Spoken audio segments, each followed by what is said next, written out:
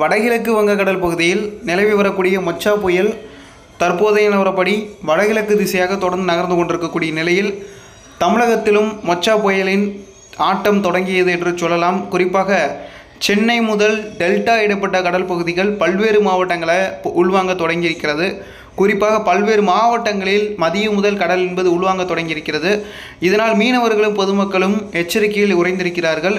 அதேபோல் தென் மாவட்டங்களிலும் பலத்த தரைக்காற்று வீச தொடங்கியிருக்கிறது.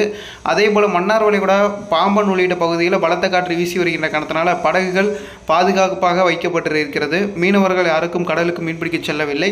அதேபோல் தமிழகத்திலும் கடல் உள்வாங்கி கொண்டிருக்கக்கூடிய நிலையில் பீதியும் பரவி வருகிறது. மக்களை பொறுத்தவரையில் கடலோடைய நீரோட்டம் வடகிழக்கு திசையாக இருக்கின்ற காரணத்தினால கடல் உள்வாங்கி கொண்டிருக்கிறது. இதை நீங்கள் பீதி அடைய தேவையில்லை. எச்சரிக்கையுடன் இருந்தால் மட்டும் போதும். பாதுகாப்பாக இருங்கள். கடலுக்கு செல்ல வேண்டாம். மீண்டும் ஒரு வானிலை அறிக்கையில் சந்திக்கலாம்.